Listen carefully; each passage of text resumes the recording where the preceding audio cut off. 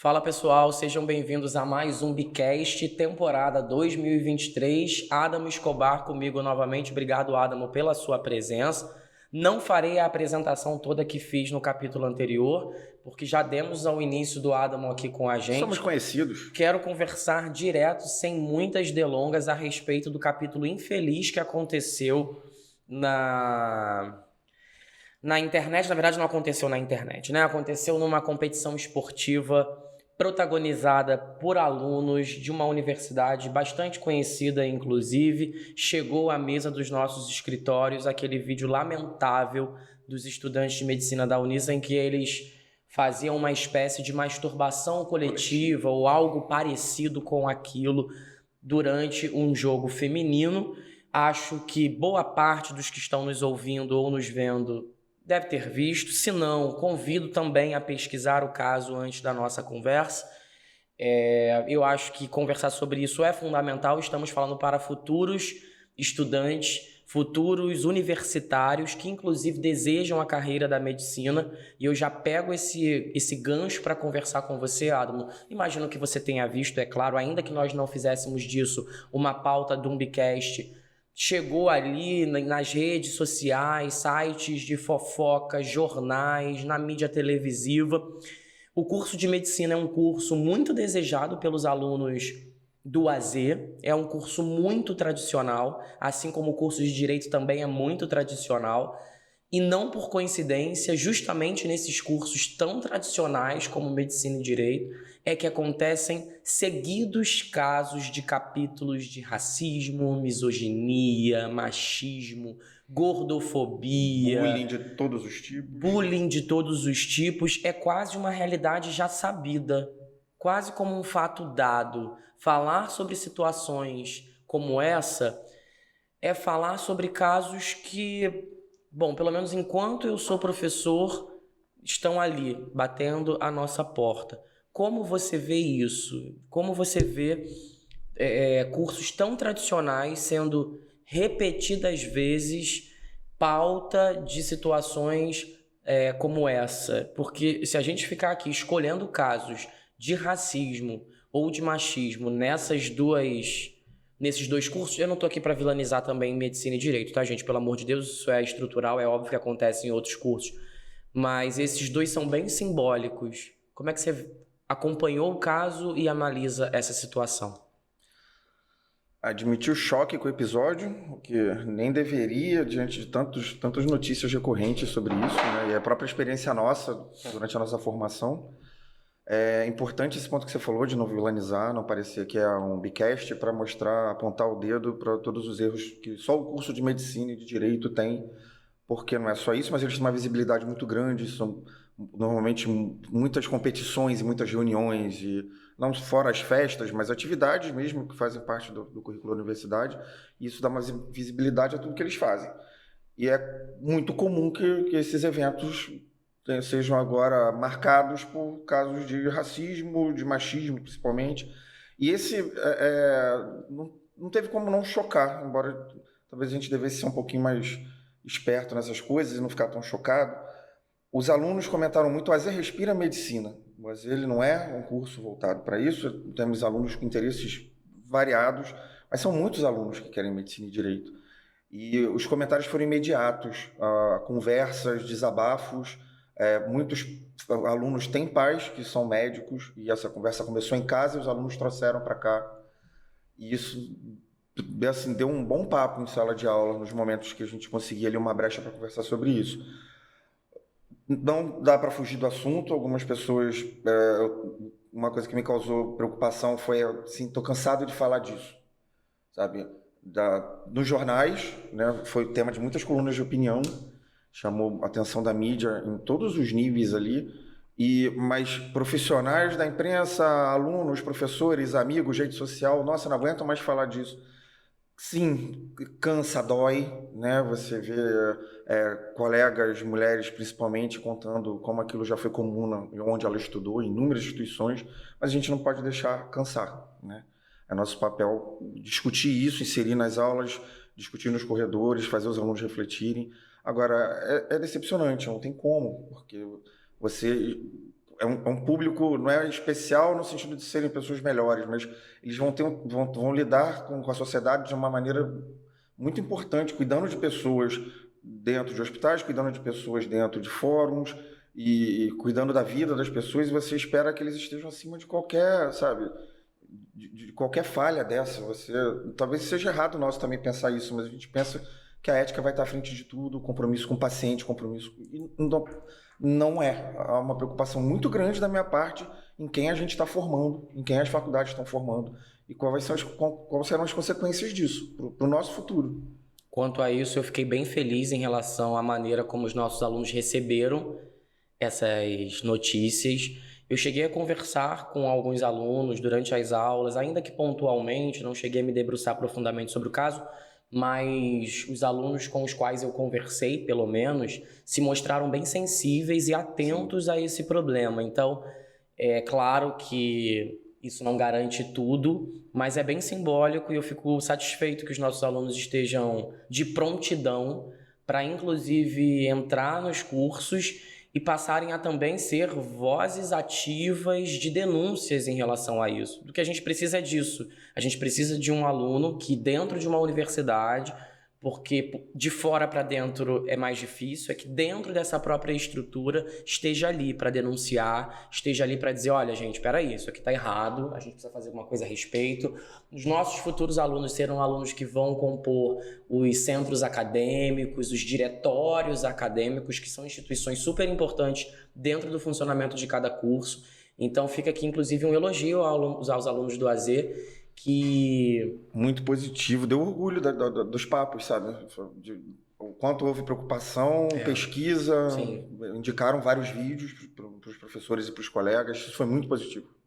Sobretudo porque são cursos muito fortes aqui no AZ, né? E muito fortes dentro de uma cultura do pré-vestibular, até porque tem uma concorrência muito alta. E sim, de fato, a gente espera justamente desses alunos um comportamento ainda mais nobre, ético e moral. Tudo o que não tem nesse evento. Não há nada de nobre, ético ou moral e ainda descamba para uma legalidade, obviamente, certo? E o que me chamou muita atenção nesse caso, imagino que também tenha te chamado, é o fato de nós estarmos falando sobre isso agora, lá pelas tantas de setembro. Afinal de contas, o caso não ocorreu em setembro. O caso ocorreu, pelo que eu vi, no começo do ano, em abril. Primeiro semestre, ali, março ou abril. Mas chegou agora, pintou aí agora. Eu queria que nós pensássemos um pouco sobre isso, porque me parece que só o fato de isso ter ficado embaixo dos panos durante tanto tempo já é simbólico de alguma coisa. Você acha que isso reflete uma proteção que esses alunos poderiam ter, e isso indica uma certa apatia por parte de quem gravou o vídeo, ou eventualmente uma pressão por parte de quem gravou o vídeo, ou uma aceitabilidade mesmo por parte dos participantes? Em outras palavras, como as pessoas não saíram daquele evento colocando a boca no trombone e dizendo, gente, pelo amor de Deus, o que está havendo aqui? Por que que isso ficou contido, secreto, e chegou agora tão tardiamente? Isso já não é motivo de preocupação? Você não acha? É um motivo de muita preocupação. São problemas, tópicos diferentes dentro do mesmo assunto, né? O ato em si é bizarro, é ilegal, é vexaminoso, constrangedor, mas tem outras faces aí dentro desse problema. Uma delas é essa, como demorou tanto para chegar a público, quem gravou pensou o quê quando gravou, não mostrou a ninguém, o que é bem pouco provável, outras pessoas viram, né, independente das gravações, as pessoas estavam lá e viram. Entre cascas de banana jogadas em quadra, em eventos esportivos, e masturbação coletiva para cumprir um trote, que é o que se alega, a gente naturalizou, né, essas atitudes. Então, eu acho que dá para, de uma maneira bem perto do segura, né, dizer que mescla aí uma apatia, uma sensação de impotência, o que eu vou fazer também? E se eu fizer, vai ter alguma diferença? Alguém vai ouvir? Alunos amedrontados, porque a versão, né, contada por vários dos advogados, dos rapazes, é que eles estão cumprindo um trote, A gente sabe que existe isso, que o trote violento, muitas universidades brasileiras e faculdades particulares também lutando contra a cultura do trote violento. Chegamos num tema bom para Enem, certo? Muito bom. Um tema que eu gosto bastante, aliás. E tendo sido espontâneo ou não, a gente tem problemas graves para se discutir aí. E esse que você trouxe do porquê demorou tanto envolve, acho que, a naturalização, a banalização do trote, que pode humilhar, que pode expor os corpos, que pode constranger os outros, que são obrigados a ver o que não querem, e pensar como isso hoje faz parte da rotina das instituições. Como quem entra já espera, quem está quer solidificar, porque já passou por isso, quer passar adiante. E esse olhar das pessoas, me marcaram alguns depoimentos que eu colhi na internet, em vídeos e tal, a coisa da frustração e da sensação de que não adiantaria fazer alguma coisa, porque a instituição não responderia da maneira devida e a própria sociedade talvez não ligasse, levasse para o lado do humor.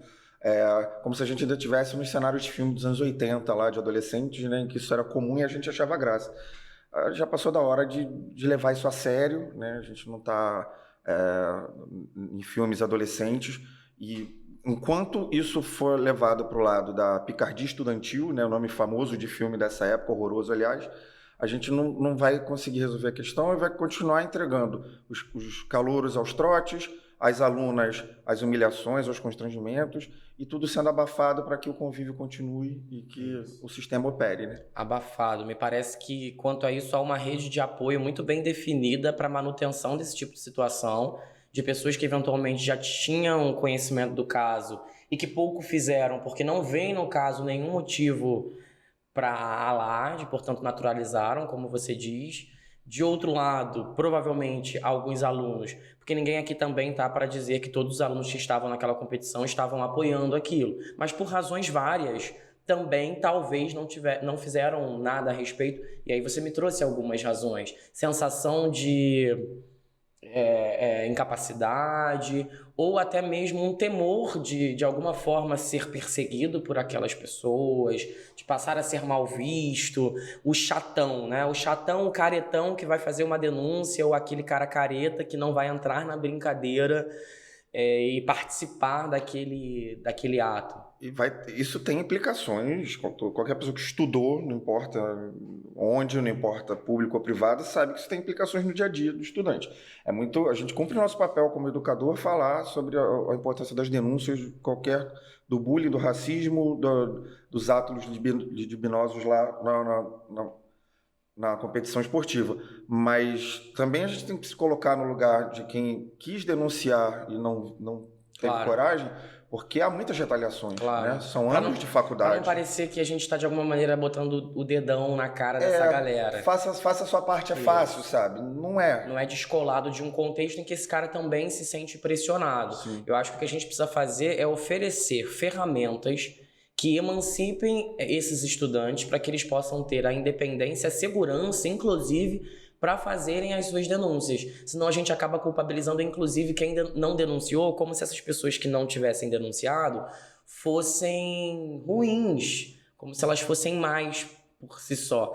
Talvez haja aquele que tenha sido deliberadamente negligente, mas é possível, e a gente já passou pela universidade, a gente sabe quantas são as bolhas de pressão, os temores de ser mal visto, de não conseguir se inserir em grupos, ou de se sentir a parte daquilo que está acontecendo na universidade. Enfim, a sensação e a necessidade de se sentir incluído. E quantas pessoas promovem violências porque precisam se sentir incluídas. Você comentou agora há pouco sobre o bullying, tema fortíssimo para Enem também, sobretudo num contexto em que o bullying está intimamente associado às questões de saúde emocional, socioemocional, ataques à escola. As reações a esse bullying, né, que tem sido cada vez mais graves. Pois é, quantas pessoas não promovem o bullying não porque necessariamente querem de fato rechaçar o outro ou humilhar, mas porque estão no movimento de manada, estão caminhando em direção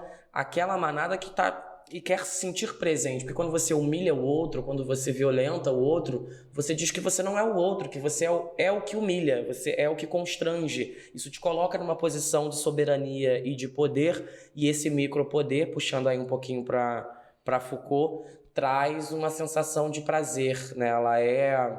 Ela infla, ela protege e ela faz a gente se sentir parte de um grupo, ainda que esse grupo seja um grupo imoral, antiético e criminoso. Eu não sei se você acompanhou há pouco, mas a justiça determinou que os alunos que tinham sido expulsos pela universidade, que eles fossem readmitidos. Eu levei também essa notícia para a sala de aula, notícia essa que foi recebida com péssimos olhos pelos alunos, os alunos não se sentiram confortáveis, viram nisso uma injustiça, ficaram realmente bem inconformados com essa decisão. Você ficou sabendo disso? Você viu isso? Chegou a comentar com seus alunos? Como é que foi? Vi, e aí foi um outro ponto, embora o assunto seja muito desagradável, né? Mas trouxe essa boa notícia de partiu dos alunos, né? O primeiro comentário do dia, de entrar em sala e dar os bons dias e conversar com eles ali enquanto prepara a aula, e já vem o primeiro perguntando, né? Você viu isso, professor?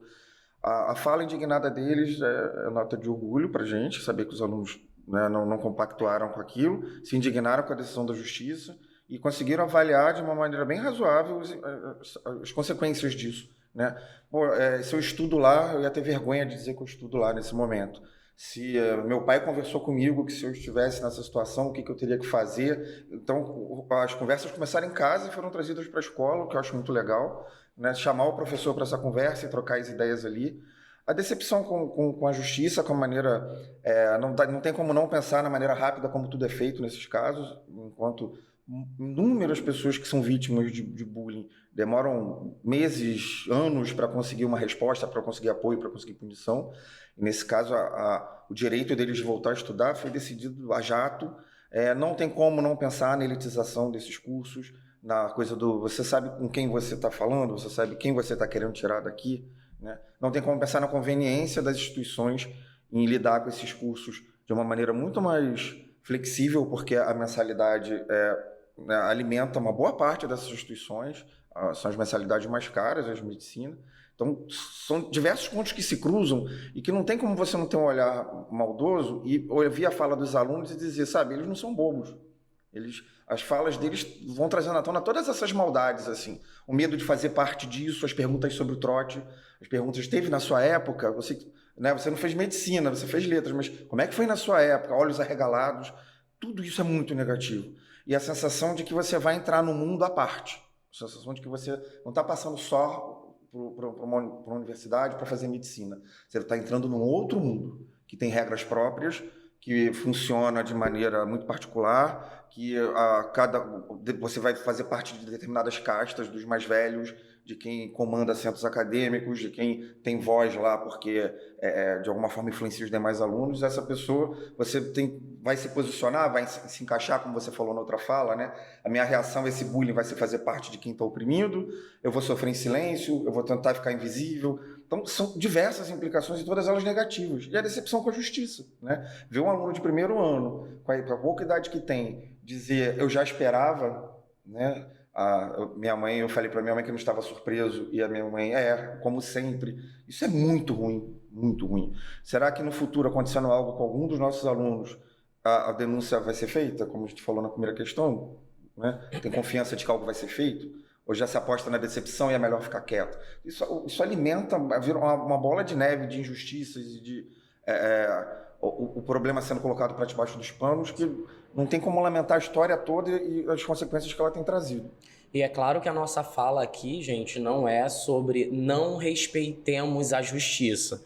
A decisão foi tomada. A instituição tem que respeitar. Pois é, a instituição tem que respeitar. A gente não está aqui para transgredir aquilo que foi determinado. Estamos aqui para analisar aquilo que foi determinado e como as pessoas recebem. E essa descredibilidade a que se atribui à justiça é muito nociva, porque isso corrói uma democracia. No momento em que uma sociedade se torna descrente a respeito das decisões que são tomadas, você passa a anular toda a confiança que se tem a respeito de um sistema jurídico, de uma sociedade que não sente que as decisões que são tomadas refletem de fato os princípios que deveriam conduzir os casos. Agora, você falou algo muito preciso e muito valioso, que é essa ideia de que ao entrarmos numa universidade, que a gente tem uma espécie de licença para fazer as coisas. Você falou, né? As regras próprias. Um mundo à parte. Um mundo à parte. A universidade não é um mundo à parte. Ela não está alheia à legislação. Quando você entra numa universidade e vai participar de um evento, seja ele um evento esportivo, um evento de trote, o que quer que seja, você está submetido aos princípios que conduzem a sociedade como um todo. Portanto, quando você está num evento esportivo e você considera razoável agir dessa forma, fica a reflexão. Você acha razoável agir dessa forma num mundo externo, à luz da sociedade? Por que você considera razoável que dentro daquela competição, aquilo ali é permitido, ali você tem uma licença, uma imunidade para agir dessa forma? É o espaço do vale tudo, né? Pois é, e não vale. Assim como na internet não vale, dentro da universidade também não vale. Você não pode entrar na universidade e acreditar que, bom, ali você fechou o seu clã, você passou uma cerca, ali você é o senhor feudal da coisa, e tudo bem que haja trotes violentos, trotes que usam ácido. Olha que coisa absurda. Uns trotes que vão usar de embebedar um aluno. A gente tem casos no Brasil de alunos que entraram em coma alcoólico porque uma das etapas do trote era beber até não aguentar mais. Então a gente tem que começar a desfazer essa sensação. Alunos, professores, instituições... Dever de todos isso, né? Reitores, opinião pública, mídia, família, de que dentro da universidade é permitido que... Porque esse é um pensamento que se reflete em várias camadas diferentes. Olha quantas pessoas estão em jogos de futebol e estão ali para dizer que no futebol tá tudo bem. Músicas homofóbicas, porque o futebol sempre foi assim, ou porque no futebol é um ritual próprio. E assim a gente vai permitindo o que não deveria ser permitido e fazendo com que pareça que aquilo ali é uma bolha. Dentro daquela bolha pode tudo. Olha, dentro do humor pode tudo, dentro do futebol pode tudo, dentro do trote pode tudo. Bom, então onde não pode? O que eu tô vendo é um monte de lugares em vai que se ampliando os espaços da lógica própria, né? Isso. Aqui tem um funcionamento próprio que aqui pode. E isso está crescendo. Isso. Dentro da minha casa eu posso agredir quem eu quiser, porque é minha casa. É um problema de família. Isso. No estádio eu posso, porque é o momento da minha diversão, da catarse, eu posso xingar sim, posso entoar cantos homofóbicos. Esses espaços estão se ampliando. Um espaço quase nenhum mais é o espaço da lei, da garantia. E a palavra que você usou do corroer, né? Assim, dá para sentir o cheiro da ferrugem aí da democracia, do Estado Democrático de Direito, da dúvida da justiça, de todas as instituições responsáveis pela educação dessas pessoas, abrindo mão disso e, assim, parece que aprenda sozinho, jogando, sabe, aos leões. Todo mundo tem sua culpa nisso. A instituição não está fora da sociedade, essa violência não nasceu lá dentro. Pois é. Né? Ela começa aqui fora. Claro. E a gente não... Como combater isso lá dentro, transformando numa bolha, botando as cercas que você falou e dizendo aqui temos regras próprias. Né? Aqui, o famoso, eu já ouvi muito isso na faculdade, mas sempre foi assim. Né? Mas por que você quer mudar? Se nós entrarmos nesse mérito sempre foi assim, parou. Desliga a câmera, vamos para casa, não faz sentido essa discussão. Nada que foi gravado aqui vai fazer sentido. Bruno já se movimentou ali, dizendo que a gente está chegando aos 20 minutos. Te amo, Bruno. A gente vai... Ele faz só o dedinho assim. A gente está chegando ao fim, mas acho que a gente conseguiu falar sobre bastante coisa importante. Você já veio, inclusive, adiantando isso na sua fala agora há pouco. E eu acho que a gente não pode se despedir do aluno sem colocar essa pauta. Eu acho que soaria até meio repetitivo, porque eu bato muito nessa tecla em sala de aula. Imagino que você também, imagino que a equipe de redação também. Quando notícias como essa saem, notícias que chamam a atenção pelo seu grau de horror, pelo seu grau de afrontamento, de desrespeito e tudo mais, é muito comum, e eu sou um leitor voraz de comentário de Instagram, porque eu acho que a gente, na condição de professor, tira dali muita coisa. Então eu sempre clico nas matérias e leio mesmo. Não fico o dia todo fazendo isso, porque, né, pelo amor de Deus, mas eu leio ali um bocado de coisa para, inclusive, medir a temperatura. É claro que a galera que tá ali não representa todo mundo, mas representa muita gente. Então eu vou lendo para tentar... Como é que a galera tá vendo isso? Como é que as pessoas pensam isso? E aí a gente vai rolando os comentários e vai se deparando com frases muito, muito, muito, muito comuns. Do tipo, são monstros, são selvagens, são loucos, ainda aí entra o estigma da loucura, né? Tema do Enem. são loucos, são malucos, são doentes, eles precisam ser presos para sempre, aí entra a coisa da prisão perpétua. Enfim, pessoas que olham para esses sujeitos quase como se eles fossem fora da curva, sabe? A galera que deu errado. A galera que deu errado. Então, assim, cara, de onde essa galera surgiu? E eu acho que isso é nocivo em várias direções. Não sei se você concorda comigo.